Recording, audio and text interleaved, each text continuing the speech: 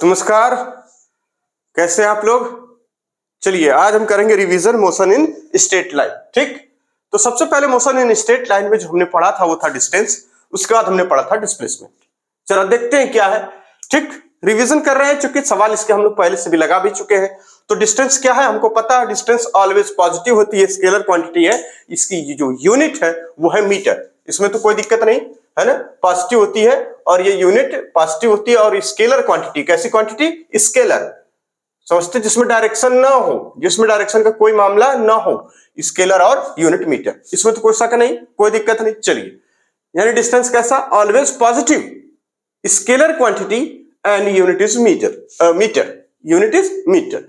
चलिए डिस्प्लेसमेंट कहेंगे ये वेक्टर होती है और इसकी यूनिट होती है मीटर, और में भी कैसी हो सकती है, positive negative zero, positive negative zero, कोई दिक्कत नहीं। यानी डिस्प्लेसमेंट क्या हो सकता है, कहेंगे ये वेक्टर क्वांटिटी है, मीटर है, में भी पॉजिटिव नेगेटिव जीरो। और डिस्प्लेसमेंट कहते किसको है, कहेंगे शॉर्टेस्ट पॉसिबल पाथ या minimum distance between two points, या कहते हैं change in position. Change in position, देखिए बात को समझिए, चेंज इन पोजीशन यानी डिस्प्लेसमेंट क्या कहेंगे, शॉर्टेस्ट या minimum distance between two point, या shortest possible path, shortest possible path, याद रहेगा, बिल्कुल याद रहेगा। डिस्प्लेसमेंट कहेंगे शॉर्टेस्ट या minimum distance between two point, या चेंज इन पोजीशन। और चेंज क्या होता है, कहेंगे जो चेंज होता है भैया वो हमेशा होता है फाइनल माइनस का इनिशियल, यानी फाइनल पोजीशन माइनस का इनिशियल पोजीशन। कोई दिक्कत है क्या, नहीं, बिल्कुल नहीं। बताइए कोई दिक्कत है क्या, नहीं, काहे की दिक्कत है, एकदम आराम से आ रहा। जैसे एग्जांपल के तौर पर आप मान सकते हैं कि एक, मान लीजिए यहां से, और ये ओरिजिन हमने मान ली, और यहां से कोई पार्टिकल चलिए इस बी तक गया, तो कहेंगे यहां से लेके यहां तक, यानी ओ से लेके बी, इस वाले पोर्शन में कहेंगे distance is equal to displacement. कोई दिक्कत है क्या, कोई दिक्कत है क्या, बोलिए, डिस्प्लेसमेंट कोई दिक्कत है क्या, नहीं। अब अगर यही पार्टिकल यहां से कहीं आ जा पॉइंट ए पर, तो बताइए डिस्प्लेसमेंट और डिस्टेंस कितना हो जाएगा। तो यानी जब ये पार्टिकल यहां से यहां तक गया, कहां से यहां तक गया, फिर वापस कहां हो जा रहा है, यहीं से टर्न बैक, ये है ना, टू पॉइंट ए तक आ गया, कोई दिक्कत है क्या, नहीं। तो बताइए डिस्टेंस कितना हो जाएगा, तो कहेंगे डिस्टेंस लिखेंगे इसके लिए, तो डिस्टेंस हो जाएगा ए बी और प्लस बी ए, सॉरी ओ बी, ओ से है ना, ओ से ओरिजिन से ओ बी और प्लस बी ए या ए बी। और डिस्प्लेसमेंट कह रहे हैं, लिखिए डिस्प्लेसमेंट।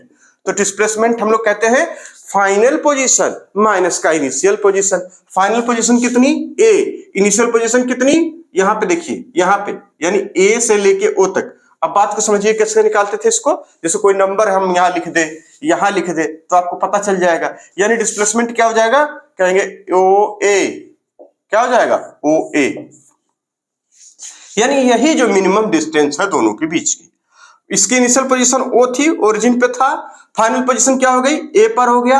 तो डिस्प्लेसमेंट और डिस्टेंस बताइए, तो कहेंगे डिस्प्लेसमेंट भैया ये इतना है, और डिस्टेंस भैया ये यहां से लेके यहां तक। कोई दिक्कत नहीं, यही पढ़ के आए थे, बिल्कुल कोई दिक्कत। इसीलिए कहा जाता था शॉर्टेस्ट पॉसिबल पाथ। देख लीजिए, जैसे अगर आपसे कहा जाए कि ये ऐसे, और ये देखिए ऐसे जा रहा, और एक बंदा ऐसे जा रहा है, तो बताइए शॉर्टेस्ट पॉसिबल पाथ क्या है, कहेंगे ए बी। ये क्या हो जाएगा, कहेंगे ये डिस्टेंस डिस्प्लेसमेंट हो जाएगा, है ना। और इस वाले पाथ के लिए जो पाथ एक हम नाम दे दें, तो इसके लिए डिस्टेंस और डिस्प्लेसमेंट दोनों बराबर है, डिस्टेंस और डिस्प्लेसमेंट दोनों बराबर है। कोई दिक्कत, काहे की दिक्कत, एकदम बढ़िया समझ में आ रहा। तो यानी डिस्प्लेसमेंट और डिस्टेंस में क्या रिलेशन हमने देखा, कि जो डिस्टेंस है वो क्या है, ऑलवेज पॉजिटिव है। और क्या बनेगा, यानी डिस्टेंस इज इक्वल टू या greater then displacement, magnitude of displacement. कोई दिक्कत बताइए, यानी डिस्टेंस इज इक्वल टू या ग्रेटर देन, इक्वल टू और ग्रेटर देन कितना, मैग्नीट्यूड ऑफ डिस्प्लेसमेंट।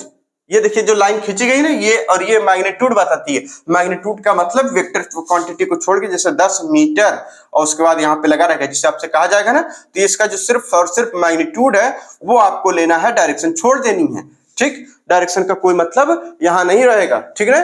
तो इसको इस तरह से यानी डायरेक्शन को इंक्लूड ना करिए, सिर्फ और सिर्फ उसके मैग्नीट्यूड को इंक्लूड करिए, तो आपको मिल जाएगा डिस्टेंस इज इक्वल टू या फिर greater than magnitude of displacement. कोई दिक्कत नहीं, एकदम क्लियर है। अब अगर ये इक्वल टू या ग्रेटर देन का साइन यही रहने दे, डिस्प्लेसमेंट ये जो मैग्नीट्यूड लिखा गया है इसको हम मैग्नीट्यूड वाले डिस्प्लेसमेंट को हम यहां लेते हैं इसके नीचे, तो क्या बन जाएगा? क्या ये हम लोग रटेंगे? काहे रटेंगे? समझ नहीं लेंगे। यानी डिस्टेंस अपॉन डिस्प्लेसमेंट मैग्नीट्यूड में है ना, distance upon magnitude of displacement is equal to या ग्रेटर देन 1। कोई दिक्कत नहीं। तो बताइए डिस्प्लेसमेंट क्या कहेंगे? वेक्टर क्वांटिटी है, मीटर होती है, may be positive negative zero हो सकती है। शॉर्टेस्ट या मिनिमम डिस्टेंस बिटवीन 2 पॉइंट या चेंज इन पोजीशन हम कहते हैं। क्या कहते हैं? Change in position. या चेंज क्या होता है? कहेंगे फाइनल माइनस इनिशियल होता है। जैसा कि एग्जांपल में हम देख लिए, डिस्टेंस इज इक्वल टू या greater then magnitude of displacement हो सकता है, कभी लेस देन नहीं लगेगा। ये ऑलवेज पॉजिटिव होता है, ये मे बी नेगेटिव जीरो, कुछ भी हो सकता है पॉजिटिव, ठीक है। अब चलिए हम बात करते हैं एवरेज वेलोसिटी की। क्या होती है एवरेज वेलोसिटी?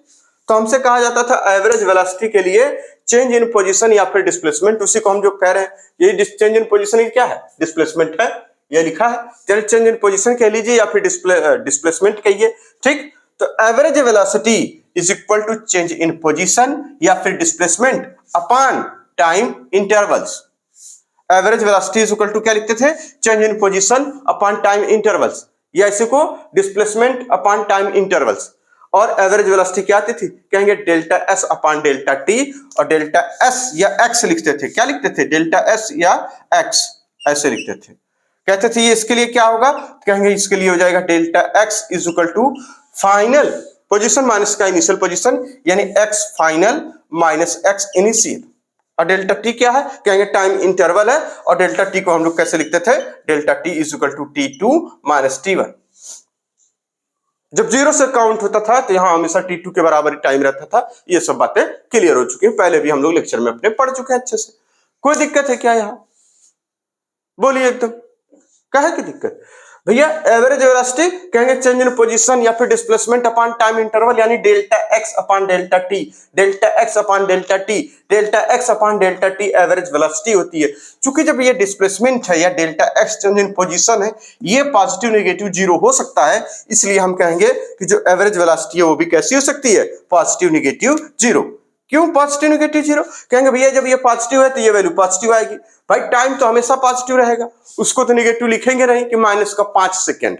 कहां लिखते हैं? नहीं लिखते हैं, गंदी बात होती है वो सब, है ना। यानी average velocity delta x upon delta T, तो जो डेल्टा एक्स है यहाँ पॉजिटिव नेगेटिव जीरो हो सकता है, क्योंकि हमें यहाँ बताया गया कि चेंज इन पोजीशन जो डेल्टा एक्स है वो पॉजिटिव नेगेटिव जीरो हो सकता है। इसलिए अगर ये पॉजिटिव तो ये भी पॉजिटिव, ये नेगेटिव तो ये भी नेगेटिव, ये जीरो तो ये भी जीरो। इसका मतलब हम कहेंगे कि एवरेज वेलोसिटी में भी पॉजिटिव नेगेटिव जीरो हो सकती है। चूंकि डिस्प्लेसमेंट वेक्टर क्वांटिटी है तो एवरेज वेलोसिटी क्या हो जाएगी? कहेंगे वेक्टर क्वांटिटी। यूनिट क्या होती है? कहेंगे मीटर पर सेकंड होती है, ठीक। और यहाँ पे एवरेज वेलोसिटी कहेंगे may be positive negative zero, may be positive negative zero. कोई दिक्कत? अच्छे से याद हो गया एकदम। देखिए रिवीजन का यह मतलब होता है याद करना, कंसेप्ट को मेमोराइज कर लेना और उसको याद कर लेना, बस यही होता है रिवीजन। और क्या भाई, लेक्चर में सारी चीजें पढ़ी चुके हैं, सारे सवाल हम लोग ऑलरेडी लगा चुके हैं। तो एवरेज वेलोसिटी कहेंगे average velocity is equal to change in position, यानी delta x upon delta t. एकदम परफेक्ट होना चाहिए कि डेल्टा एक्स क्या कहेंगे? चेंज क्या कहेंगे? फाइनल पोजीशन माइनस का इनिशियल पोजीशन। कोई दिक्कत? बिल्कुल नहीं। नोट कर लीजिए अच्छे से, इसको एकदम नोट कर लिए। अब आगे चलते हैं एवरेज स्पीड पे। चलिए अगली कहानी एवरेज स्पीड, ठीक। क्या होती थी? कहेंगे average speed is equal to होता था total distance upon total time, यानी जितनी भी डिस्टेंस कवर हो रही है वो अपॉन जितना टाइम लग रहा है वो क्या हो जाता था? कहेंगे total distance upon total time हो जाता था। स्केलर क्वांटिटी है, यूनिट होती मीटर पर सेकेंड, ऑलवेज पॉजिटिव। तो जैसे हमने लिखा था एवरेज वेलोसिटी और एवरेज डिस्प्लेसमेंट और डिस्टेंस के लिए एक रिलेशन लिख लिया था, क्या इसके लिए नहीं बना सकते हैं? बिल्कुल बना सकते हैं कि मोशन इन स्ट्रेट लाइन के दौरान, यानी motion in straight line chapter आ चुकी, तो उसी में जो मोशन इन स्ट्रेट लाइन है हम कह सकते हैं कि जो ये एवरेज स्पीड है, जो ये एवरेज स्पीड है उसकी इक्वल टू या greater then magnitude of average velocity. याद रहेगा, एवरेज वेलोसिटी कह सकते हैं, बिल्कुल कह सकते हैं। कोई दिक्कत नहीं। यानी एवरेज स्पीड क्या है, कहेंगे average speed is equal to total distance upon total time. Scalar quantity होती है, मीटर पर सेकंड, ऑलवेज पॉजिटिव होता है। कि इसका ग्राफ हमने पढ़ा था। अब देखिए ग्राफ की बात, तो ग्राफ में हमने पोजीशन टाइम का ग्राफ देखा था। ये इसी को कहते हैं डिस्प्लेसमेंट टाइम ग्राफ। कौन सा ग्राफ, डिस्प्लेसमेंट और वर्सेस टाइम का ग्राफ। तो डिस्प्लेसमेंट वर्सेस टाइम का ग्राफ में हम क्या देखते थे, इसके ग्राफ में स्लोप देखते थे। किसका स्लोप देखते थे, तो हमसे कहा गया था कि अगर ये x और ये t है तो आप इसका स्लोप देख लीजिए। एक तो ये देखते थे, दूसरा एक देखते थे कि इस पे अगर ये कर्व बना हुआ है ऐसे तो इस पे स्लोप डाल दीजिए, यानी है ना, कर्व पे एक टेंजेंट डालिए, इस टेंजेंट का स्लोप देखिए। ये दो चीजें हम लोग देखते थे, कोई दिक्कत नहीं। यानी ग्राफ में हम लोग क्या करते थे, कहेंगे भैया स्लोप देखते थे। स्लोप किसका देखते थे, या तो किसी लाइन का स्लोप देखते थे या फिर टेंजेंट ऑन कर्व का देखते थे। किसी कर्व पे कोई टेंजेंट हो उसका स्लोप देखते थे। और स्लोप क्या होता है, तो कहेंगे टेन थीटा, यानी m से डिनोट किया जाता है टेन थीटा। और टेन थीटा की वैल्यू घटती बढ़ती हुई नजर आएगी आपको। अगर टेन थीटा की वैल्यू पॉजिटिव तो इसका मतलब ये जो एवरेज वेलोसिटी है वो पॉजिटिव है। अगर टेन थीटा की वैल्यू नेगेटिव तो एवरेज वेलोसिटी क्या है, नेगेटिव है। इसी से हम इंक्रीजिंग डिक्रीजिंग भी बता रहे थे कि स्लोप बढ़ता जा रहा तो वेलोसिटी बढ़ती जा रही, स्लोप घटता जा रहा तो वेलोसिटी घटती जा रही। कोई दिक्कत नहीं, इसके बारे में अच्छे से पढ़ चुके थे। यानी ग्राफ है, कहेंगे डिस्प्लेसमेंट टाइप का ग्राफ है। Slope of line gives average velocity, क्या देगा आपको, average velocity. Slope of line देखिए यहां चले जाएंगे तो स्लोप ऑफ लाइन हो जाएगा जैसा कि ये average velocity. Slope of tangent on curve क्या देगा, कहेंगे instantaneous velocity. Slope of tangent on curve, यानी ये एक्सटी ग्राफ का एक कर्व है, इस कर्व पे एक टेंजेंट है, ये देखिए टेंजेंट है, और यहाँ पे हमने क्या देखा, इसका स्लोप देखा। और स्लोप देखने का जो तरीका था वो था कि ये जो हॉरिजॉन्टल लाइन है यानी एक्स एक्सिस वाली से इधर की तरफ घुमा दीजिए, ये थीटा आएगा। और यही जो एम लिखेंगे या इसी को लिखते हैं टेन थीटा। क्या लिखते थे, टेन थीटा। और टेन थीटा इक्वल टू होता था हमारे पास क्या, कहेंगे ये वाली दूरी यानी डेल्टा एक्स, और ये वाली जो दूरी डेल्टा टी, कहेंगे delta x upon delta t. और इसी को हम लोग m लिखते थे, ठीक ना। यानी ये क्या हो जाता था, तो कहेंगे ये स्लोप हो जाता था। इसमें तो कोई दिक्कत है नहीं, इसमें तो कोई दिक्कत नहीं है। ये सब बातें कितनी बार आ चुकी, कोई दिक्कत नहीं। ठीक इसी तरह से इसमें भी निकाले थे। चलिए अब एक कुछ छोटे छोटे कॉन्सेप्ट भी हम लोग पढ़े थे। जैसे एक पार्टिकल कह रहा है कि equal distance covers with different velocity, यानी इक्वल डिस्टेंसेस हैं जो कवर हो रही, जैसे x v1 से, फिर अगला x v2 से। ठीक इसी तरह से इस वाले में x v1 से, यानी अगला x कहेंगे v2 से, अगला x कहेंगे v3 से। यानी equal distances covers equal distances with different velocities. बात को रखिए सामने एकदम, यानी कवर्स यानी लिखेंगे equal distances covers with different velocities. कोई पार्टिकल है, क्लियर है बात। तो इसके लिए एवरेज स्पीड लिखना है। इसके लिए क्या लिखना है, एवरेज स्पीड। तो बताइए क्या आता था, एकदम रटा रटाया है, इसमें तो कोई दिक्कत नहीं। एवरेज स्पीड कहते थे 2v1 v2 अपान में v1 प्लस v2, एकदम ठीक है। इसके लिए क्या लिखते थे, कहेंगे average speed is equal to 3v1 v2 और उसके बाद v3 अपान में v1 v2 और प्लस का v2 v3 और प्लस का v1 v3। कोई डाउट है क्या, कोई दिक्कत है क्या, नहीं। काहे की दिक्कत है, बात को समझिए एकदम आसानी से। इसके लिए लिख लेते थे, क्यों, क्योंकि अब जब हम total distance upon total time करते थे तो यही आता था, क्योंकि हमें पता है यहां से जब हम टाइम निकालेंगे t1 तो आ जाएगा x अपॉन v1, और यहां से टाइम निकालेंगे t2 तो आ जाएगा x अपॉन v2। और ये देखिए टोटल डिस्टेंस यानी 2 यानी x कहेंगे 2x अपॉन टोटल टाइम कहेंगे t1 प्लस t2, और इसको सॉल्व करने पे यही मिल जाता था। सिमिलरली जब हम यहाँ 3x रखते थे, इसमें जब टाइम निकालेंगे तो आएगा x अपॉन v1 और यहाँ पे t1 के लिए, और ये अगर मान ले t2 है तो x upon v2। Very good, बहुत बढ़िया, कोई दिक्कत नहीं है ना। यानी t3 इज इक्वल टू कहेंगे x अपॉन v3। जब इसको सॉल्व करते थे तो ये आ जाता था ये 3v1 v2 v3। ये सारी चीजें कहीं ना कहीं हम लोग सवालों में देखे, सवाल इस पे भी खूब सारे लगाए। कोई दिक्कत, कोई डाउट नहीं, बिल्कुल नहीं। यानी एवरेज स्पीड और एवरेज वेलोसिटी दोनों चीजें हमने क्लियर कर ली कि एवरेज स्पीड क्या होती है, तो कहेंगे total distance upon total time. इस वाले केस में यानी जब इसी तरीके से हम लिख सकते हैं, इस वाले केस के लिए इसका जनरलाइज फॉर्म भी बना लिए थे, 1 upon v1 1 upon v2 1 upon v1 plus 1 upon v2 plus 1 upon v3 n time. यहां लिखते थे 3v1 v2 v3 यानी n v1 v2 इस तरीके से। जनरलाइज फॉर्म लिखते थे। तो मोस्टली इससे सवाल आए हैं, कोई दिक्कत है नहीं। अगर जनरलाइज फॉर्म बनाना हो आपको कि इन जनरल बात को समझिए, जनरल है ना, इन जनरल कहेंगे average speed is equal two by average speed. बहुत प्यार से, बहुत एकदम सावधानी से, एकदम मोहब्बत दिल में उतरनी चाहिए, एकदम क्या हो, मोहब्बत दिल में उतरनी चाहिए। आप और कहीं चली जाएगी तो कहाँ, फिर मजा कहाँ आएगा। कहेंगे N V1 V2 V3 dot dot dot, और कस के डॉट एक बार, है ना। क्या लिखते थे, कहेंगे 1 अपान V1 प्लस 1 अपान V2 और प्लस 1 अपान V3 dot dot dot. Very good. ये क्या होता था, इसका जनरलाइज फॉर्म हो जाता था, है ना। छोटी छोटी मगर बहुत मोटकी बातें, एकदम मोटका मोटका, छोटी छोटी मोटका बातें। बात को समझिए, कोई दिक्कत है यहाँ पे। रिवीजन का क्या मतलब होता है, रिवीजन का मतलब छूटा छाटा, बस इधर तितिर बितिर वालों को समेट लेना, उस समेट को एकदम माइंड में धीरे से रख लेना, और इसका इस्तेमाल कहां करना, अपने सवालों में। तो यानी ये क्या हो गया, एवरेज स्पीड हो गई, और हमें पता चल गया कि equal distances cover with different velocity. तो हम कहते थे इसके लिए आएगा 2v1 v2। जब दो पार्ट था तो 2v1 v2 अपान v1 प्लस v2। जब तीन पार्ट हो जाएगा तो कहेंगे 3v1 v2 v3, 3v1 v2। तीन पार्ट 3v1 v2, ये आपस में मल्टीप्लाई है, यहाँ v1 v2, एक बार इनका इनका इनका इनका इनका इनका, बात खत्म। v1 v2 plus v2 v3 plus का v1 v3, कोई दिक्कत। In general average speed n V1 V2 V3 इस तरह से लिखते जाना है, 1 अपान V1 1 अपान V2 प्लस 1 अपान V3, ये भी करते जाना है, और यहीं से ये आंसर आते हैं। कोई दिक्कत बिल्कुल नहीं। अच्छे से एकदम नोट कर लीजिए इसको।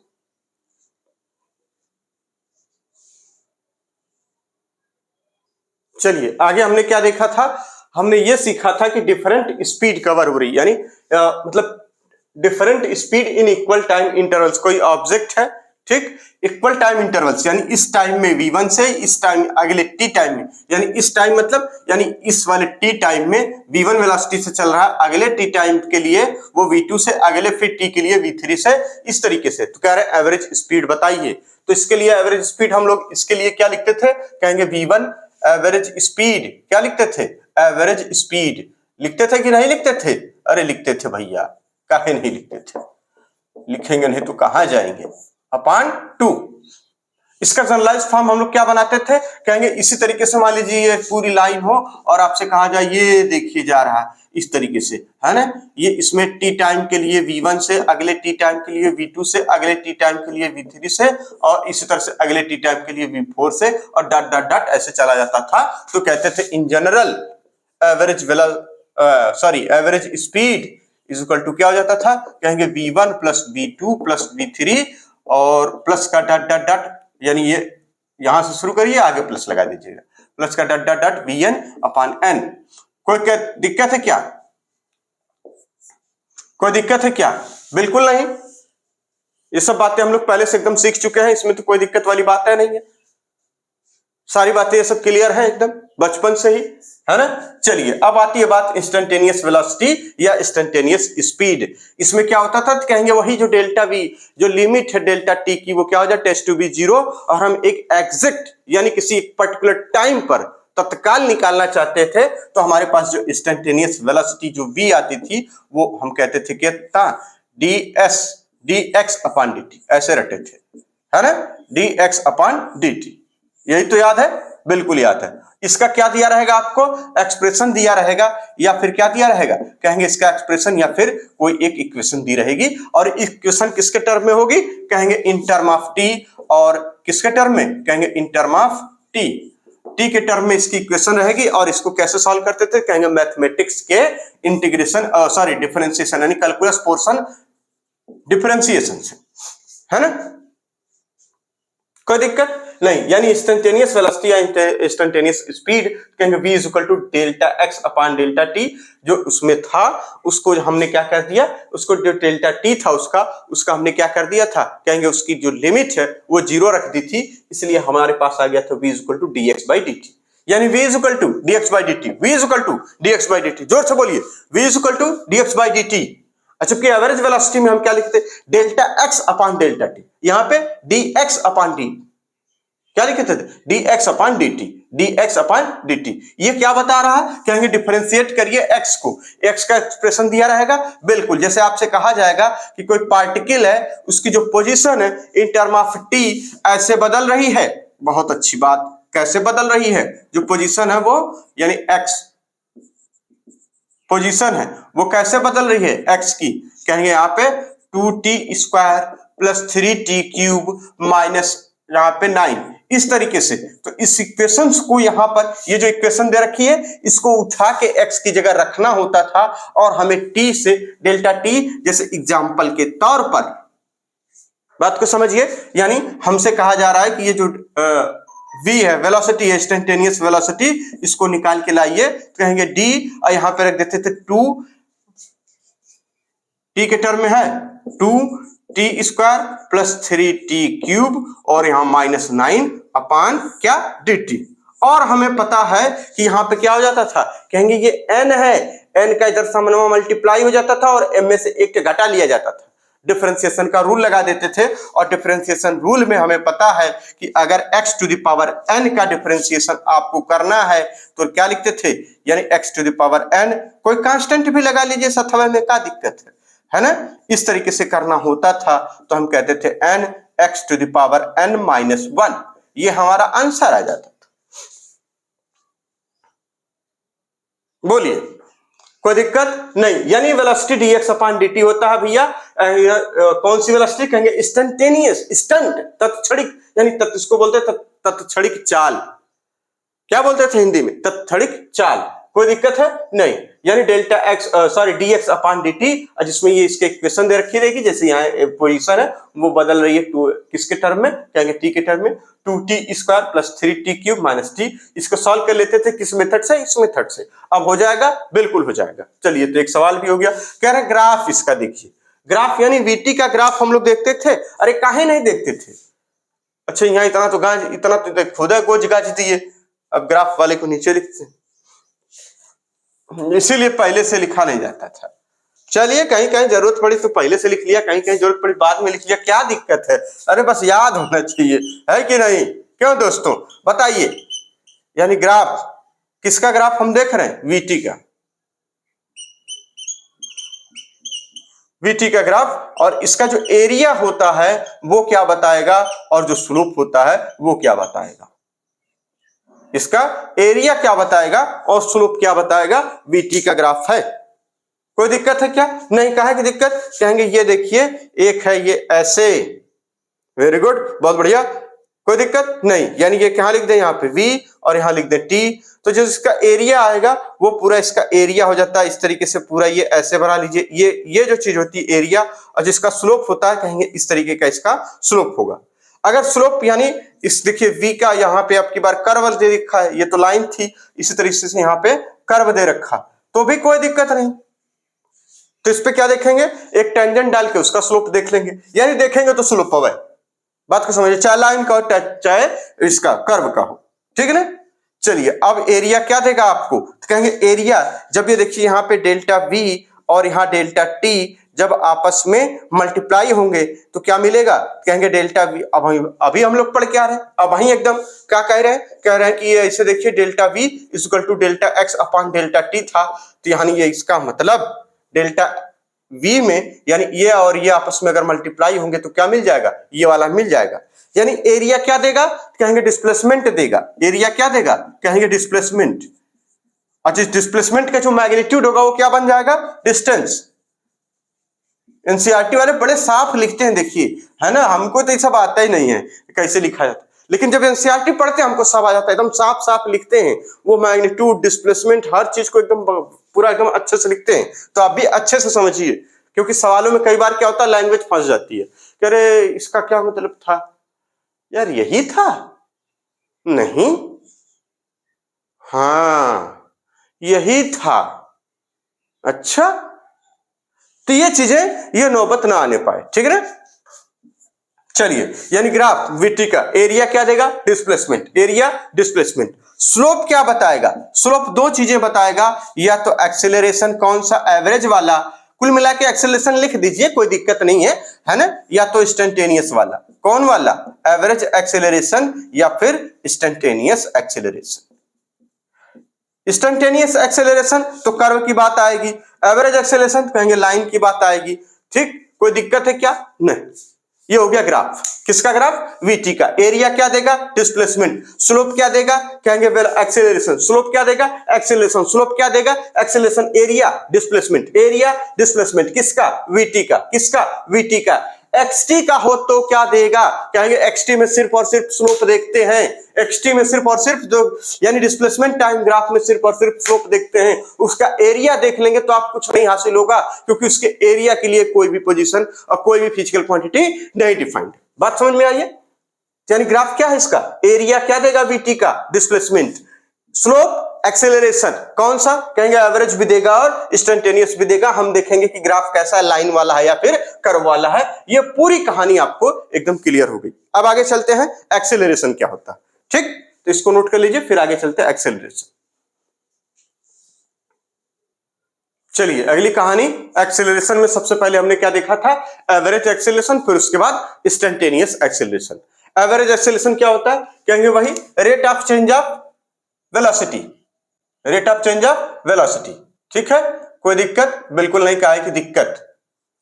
ठीक, यानी क्या हो जाएगा, delta V upon delta T, delta V upon delta t. और ग्राफ के माध्यम से, बात कीजिए माध्यम है ना, माध्यम, माध्यम देखिए माध्यम, इस तरह से लाइन थी, कहेंगे ये जो चीज है आपको ये यहां से यहां तक अगर आपसे पूछा जाए, ये है T1 और यहां कह दिया जाए ये है T2 और यहां कह दिया जाए ये है V1 ये है V2, तो कहते थे यहाँ पे डेल्टा V और delta V is equal to कहते थे V2 माइनस V1, यानी इसका मतलब फाइनल माइनस का initial, final velocity minus initial velocity, final velocity minus initial velocity delta v आ जाएगा। कहेंगे ये क्या होता है, कहेंगे भैया ये डेल्टा टी होता है, कहेंगे T2 टाइमिंग इंटरवल कह देते थे, इसलिए delta v is equal to हम क्या लिख सकते हैं, v final minus v initial upon delta t. इसको ऐसे ही रहने दीजिए, क्या दिक्कत आ जाता था। यानी कहेंगे change in velocity upon time. Change in velocity का मतलब यहां देखिए 10 मीटर पर सेकेंड रहा होगा, यहां पर आप पढ़ेंगे तो यहां 20 मीटर पर सेकेंड मिलेगा, और जब डेल्टा वी निकालेंगे तो V2 माइनस V1 अपान क्या लिख देंगे, यानी इसका मतलब टाइम इंटरवल।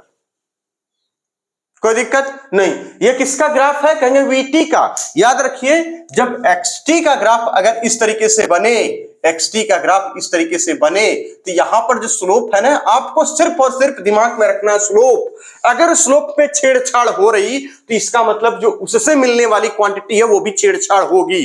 अगर स्लोप कांस्टेंट यानी जो इससे मिलने वाली क्वांटिटी है वो क्या होगी, हमेशा कांस्टेंट।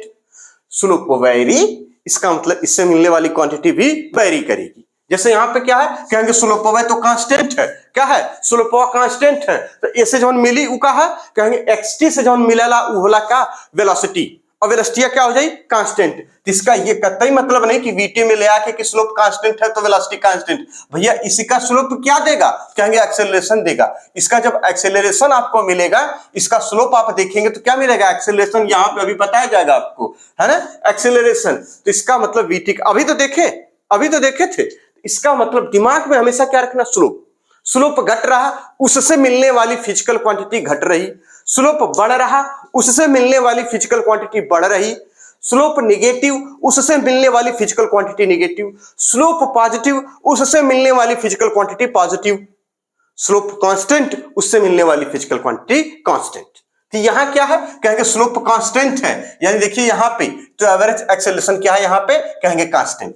क्यों, क्योंकि भैया जो वीटी का कर्व है या वीटी का जो ग्राफ है, जो लाइन बनी हुई है, इसका स्लोप अभी हमने पढ़ा किया तो एवरेज एक्सेलरेशन बताएगा या फिर इंस्टेंटेनियस एक्सेलरेशन बताएगा। तो यहां हो गया एवरेज एक्सेलरेशन।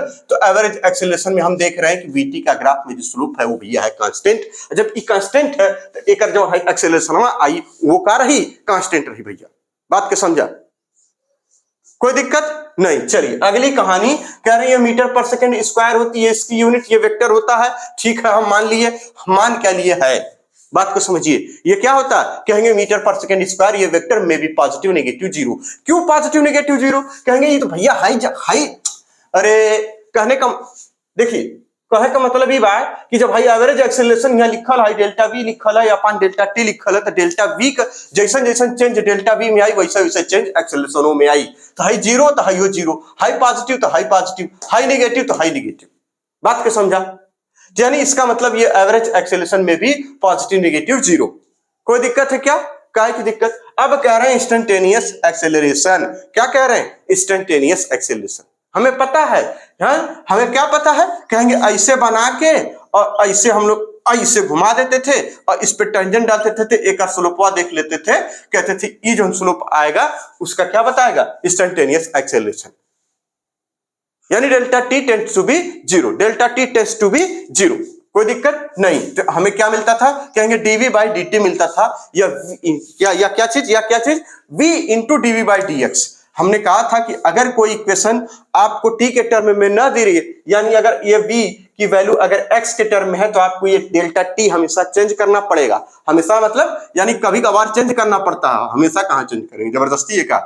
ठीक, जैसे पहले तो पूरी कहानी समझ लिए, फिर आगे अभी हम एग्जांपल से समझ लेते हैं। इंस्टेंटेनियस एक्सेलरेशन कहेंगे डीवी बाई डी टी या is equal to v into d v by d x. और इसके लिए क्या दे रखेगी? एक्सप्रेशन दिया रहेगा, इसकी इक्वेशन दे रखी रहेगी। इसके लिए क्या दे रखी रहेगी? कहेंगे इसकी इक्वेशन दे रखी रहेगी और यही इक्वेशन आपको उसमें पुट करना होगा और आंसर ले आना होगा। यहां इक्वेशन कहेंगे टी के टर्म में, यहां इक्वेशन कहेंगे एक्स के टर्म में। बात को समझिए। जैसे एक एग्जाम्पल के तौर पर आप देख सकते हैं, कहा जा रहा है कि जो वेलोसिटी है पार्टिकल की वो कैसे वेरी कर रही है? कहेंगे टी के टर्म में, और वही 2t क्यूब वेलोसिटी, पोजीशन नहीं वेलोसिटिया। बात को समझा है ना? यहां पे -3t स्क्वायर, ठीक, -9। तो ये क्या है? कहेंगे टी के टर्म में। तो इसको ये जो है ना v, ये जो v, यही v उठा के यहां रखते हैं तो क्या बन जाएगा? a is equal to d, और ये देखिए ब्रैकेट में 2t क्यूब -3t स्क्वायर -9 और अपान डेल्टा टी। और इसको जो सॉल्व करेंगे, खट खट खट खट सॉल्व करेंगे। कैसे सॉल्व करेंगे? खट खट खट खट। बात को समझिए, इंतजार थोड़ा करेंगे, काहे का इंतजार करेंगे? तो हमको पता है जो आता है ऊपर रहता है पावर, ये इसमें सामने आके मल्टीप्लाई होता है, 2 6। बहुत सही, वाह भाई क्या मैथ है। 2 6 और 3 में से 1 गया, यानी 6t, और उसके बाद क्या कर देंगे यहाँ पे? 3 में से 1 गया 2, कोई दिक्कत, माइनस यहाँ पे 3 दूना 6t, और ये इसका कांस्टेंट है तो कांस्टेंट के लिए 0 लिख देते हैं, काम खत्म। ये इसका आंसर आ गया सीधे सीधे एक्सेलरेशन का। इसके टर्म में, किसके टर्म में आया? t, और t आपसे कहा जाए कि आफ्टर 2 सेकेंड बताइए जो पार्टिकल है उसका एक्सेलरेशन क्या होगा? तो कहेंगे अच्छा मजाक कर रहे हैं हमारे साथ, यही में t की वैल्यू रख देंगे। अब सवाल ये आया कि अगर ये इस एक्सप्रेशन x के टर्म में दे रखी हो, तो कहेंगे यहाँ पे अगर आपको दिया हुआ 2x क्यूब -3x ऐसे, तो क्या होगा? कहेंगे अब ये वाला इसके लिए यूज करेंगे, ये वाला इसके लिए यूज करेंगे। बात को समझिए। इसका मतलब इसके लिए क्या? a इज इक्वल टू कह देते हैं v, और v की वैल्यू हमें पता है 2x cube -3x in one bracket. Very good, क्या लिख दे? 3x। और ये देखिए आगे क्या हो जाएगा? कहेंगे ये v हमने रख दिया, ये v हमने यहां रख दिया, फिर आगे करेंगे तो कहेंगे यहाँ पे डेल्टा सॉरी d, और यहाँ पे रखेंगे 2x क्यूब -3x। कोई दिक्कत नहीं, क्या हो जाएगा? अपान में dx। अब देखिए आपको यहाँ क्या, t का टर्म यहाँ देखिए सेम है, यहाँ x का टर्म सेम है, आंसर निकाल लेंगे बिल्कुल। यानी इसका मतलब इसको भी डिफरेंशिएट कर लेंगे, ये घर पे करिएगा बैठ के को फुर्सत में। अब इस समय तो टाइम है, कोई दिक्कत तो है नहीं, है ना? पढ़ाई लिखाई खत्म है, काम हो गया स्कूल का भी, तो ये हो जाएगा। इस तरीके से इसको सॉल्व कर लीजिएगा। यानी a की जो वैल्यू है वो इस टर्म में दे रखी थी, तो हमें एक्सेलरेशन पूछा गया था, हम क्या करेंगे? ऐसे कर लेंगे। तो इतनी बातें नोट कर लीजिए। अब आगे चलते हैं काइनेमेटिक्स इक्वेशंस, ठीक, इतनी बातें नोट कर लीजिए। चलिए अगली कहानी, equations of motion for constant acceleration. क्या होता था कांस्टेंट एक्सेलरेशन के लिए? कहेंगे v is equal to u plus at, s is equal to ut plus half at square, v square is equal to u square plus 2as, जहां पे v final velocity, u initial velocity, a acceleration t, time s displacement. कोई दिक्कत यहां तक नहीं। Constant acceleration के लिए किसके लिए? कांस्टेंट। अभी कांस्टेंट और जो नॉन यूनिफॉर्म एक्सेलरेशन वो क्या होता है इसको समझ लीजिए जरा सा। देखिए जब आपसे कहा जाए कांस्टेंट का मतलब जब ये आपको दिया हो ऐसे, और स्लोप यानी v और t का ये स्लोप क्या है, कांस्टेंट, तो इस समय क्या है, कोई कांस्टेंट एक्सेलरेशन है, यानी स्लोप बिल्कुल नहीं बदल रहा है, यहां अगर ये थीटा तो ये भी थीटा।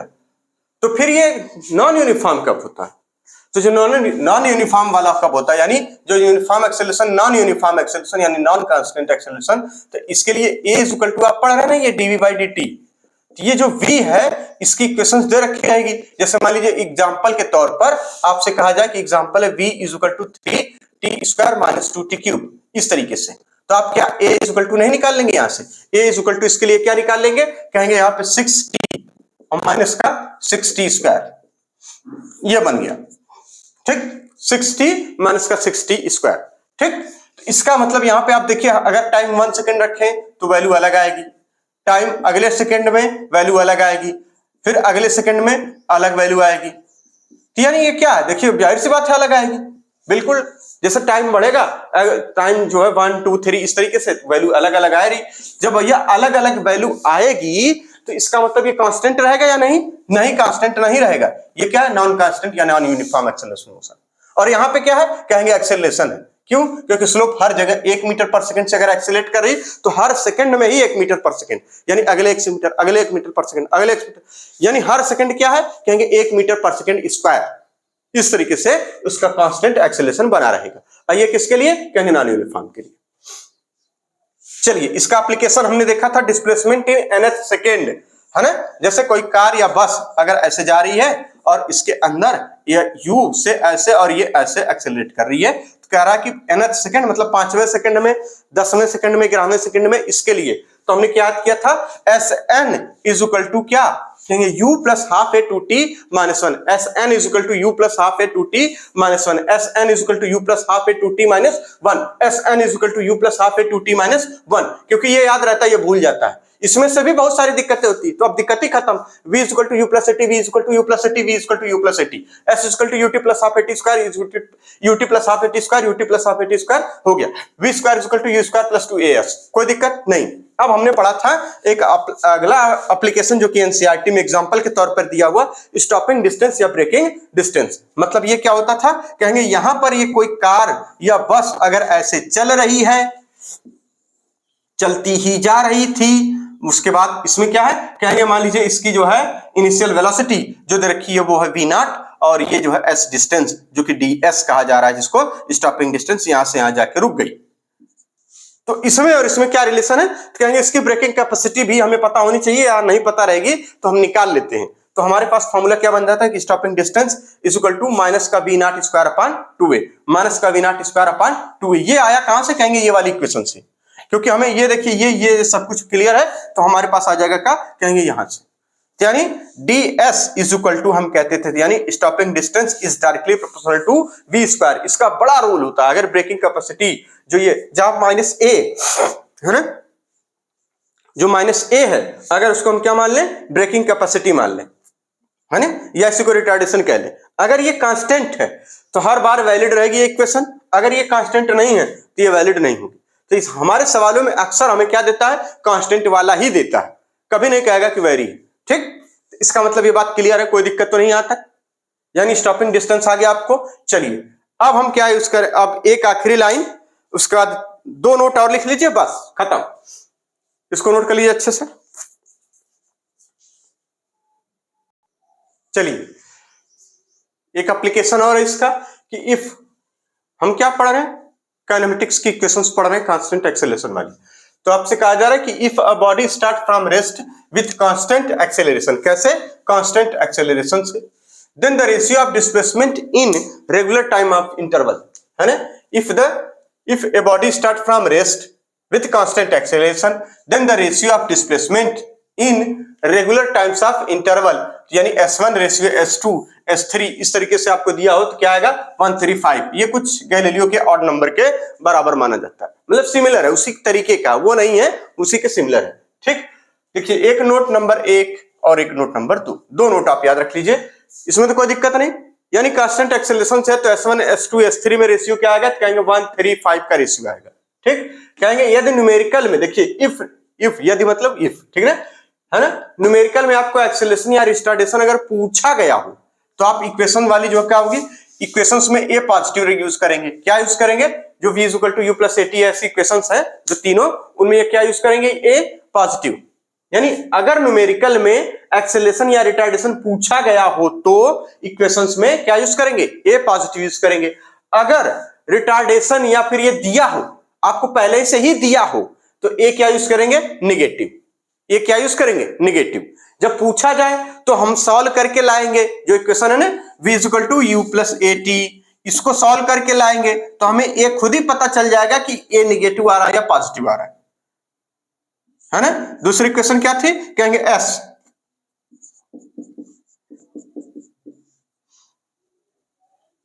कोई दिक्कत है क्या, बताइए।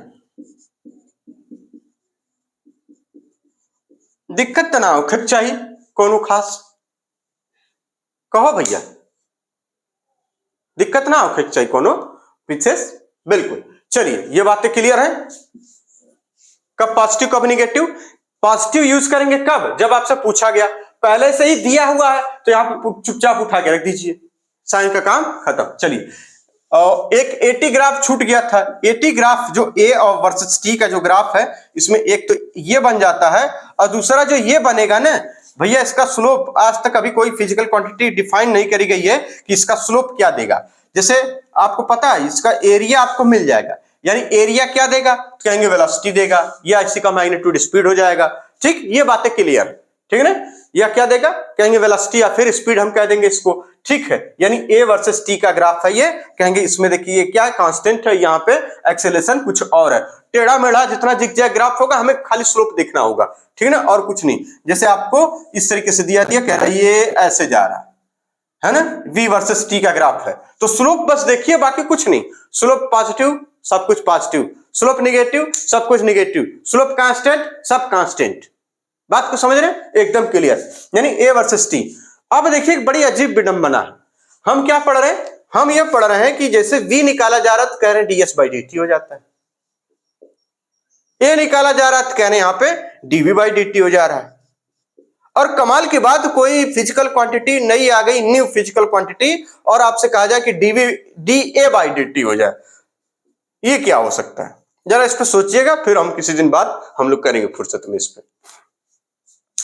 क्योंकि यहां पे क्या स्लोप, यानी एटी का स्लोप कौन सी फिजिकल क्वांटिटी देगा, तो इसके लिए अभी तक कोई ऐसा मतलब कोई ऐसा प्रावधान या कोई ऐसा अभी साइंस में नहीं आया है कि ए और टी का ग्राफ के लिए कोई फिजिकल क्वांटिटी बनाई जाए। जैसे हम कह रहे हैं कि यहाँ v इसको डिफरेंशिएट कर लेंगे, या जबकि मैथमेटिक्स क्या कह रही है, यानी ए की कोई इक्वेशंस टी के टर्म में दे रखी रहेगी तो वो डिफरेंशिएट कर लीजिए आपको कुछ मिलेगा, वो मैथमेटिक्स बता रही है। लेकिन फिजिकल इसका एप्लीकेशन नेचर में हमें मिलेगा या नहीं मिलेगा, सवाल अब ये भी है। जैसे इसका यानी मैथमेटिक्स कह रही है कि s का जो है आप t के टर्म में डिफरेंशिएट कर लीजिए, आपको वेलोसिटी मिल जाएगी। वाह बड़ा मजा आ गया, हम उसका एप्लीकेशन भी देख रहे हैं। ठीक इसी तरह से v की इक्वेशंस दे रखी रहेगी, t के टर्म में एक्सेल डिफरेंशिएट कर लीजिए, आपको एक्सेल, वाह मजा आ गया, बहुत बढ़िया। a की इक्वेशन अगर t के टर्म में दे रखी हो और उसको डिफरेंशिएट कर लेंगे तो क्या मिलेगा, कहेंगे कि नहीं फिजिकल क्वांटिटी मिलेगी according to mathematics, but in physics this is not defined. अभी इस तरीके की कोई बात डिफाइंड नहीं करी गई है, ठीक है ना। साइंटिस्ट अगर करेंगे, उनका मन होगा तो कर लेंगे। मैंने देखिए फिजिक्स में जो भी एक्सपेरिमेंट या जो भी कॉन्सेप्ट या जो भी डेरिवेशंस बनाए जाते हैं, उनके एप्लीकेशंस हमको देखने को मिलने चाहिए। अगर ये एप्लीकेबल है, यानी इसका एप्लीकेशन अगर वैलिड है तो कहेंगे हाँ ये सब वैलिड है। अगर एप्लीकेशन ही नहीं है तो टाइम वेस्ट करने से क्या फायदा, बात समझ रहे हैं। तो ये सब कहानी वहां से आती है। तो अब नेक्स्ट लेक्चर हम लोग का क्या होगा, मोशन अंडर ग्रेविटी और साथ ही साथ रिलेटिव वेलोसिटी। बस दो चीजें वहां रिवाइज कर लेंगे, एकदम ये रिवीजन एकदम बढ़िया फर्स्ट क्लास हो गया है ना। तो जो चैप्टर पढ़ेंगे उसको रिवाइज करेंगे, उसके सवाल लगाएंगे, ये हम लोग का काम है, पेशा है एक तरीके से। ठीक, तो मिलते हैं नेक्स्ट लेक्चर में, तब तक के लिए धन्यवाद। उम्मीद है बहुत मजा आया होगा, बहुत आनंद आया होगा और चीजें बिल्कुल समझ में आई होंगी और अच्छे से याद भी हुआ होगा। ठीक, तो धन्यवाद पुनः, उसका मिलते हैं नेक्स्ट लेक्चर में जल्द ही।